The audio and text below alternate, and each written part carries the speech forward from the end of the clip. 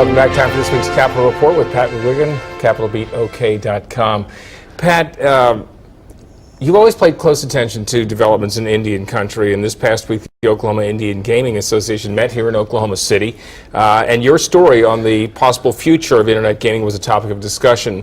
This is an industry and a story that involves billions with a B. Yeah, billions with a B, like Everett Dirksen used to say. You know, online gaming, iGaming, online poker, goes under different names, is an industry with potentially an incredibly lucrative future. And here's the bottom line. 16 months ago, an agreement was reached between the governor and the government of one of the two tribes for an online gaming system where online gaming would be allowed internationally from a tribal Oklahoma framework, complete with levies that would then benefit the state government as well as the tribe, but no domestic access to online gaming, which, you know, is forbidden under federal law. Well, that framework was put in place, and then the Department of Interior quarreled with aspects of it, so it was redone. It looked like, you know, things might be ready for liftoff. This could be the framework for billions, as you put it, with a B, of dollars of an income stream to the tribes and to the government of Oklahoma, millions, hundreds of millions almost immediately.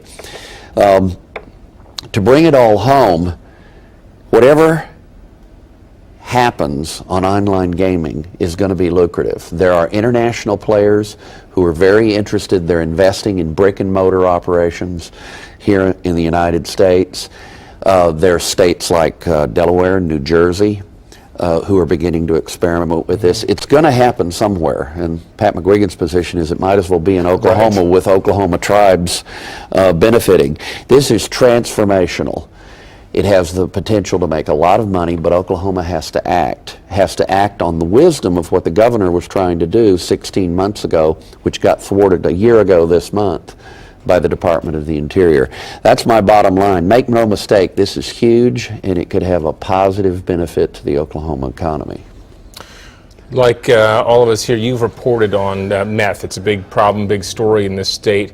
Where is it coming from? How can the state address this? It's a very interesting story, because the strongest stuff, if you will, now is coming from south of the border in super labs in Mexico and being brought in illegally, of course. It gets wrapped up somewhat with the illegal immigration issue, but it can be distinguished from it as a law enforcement question.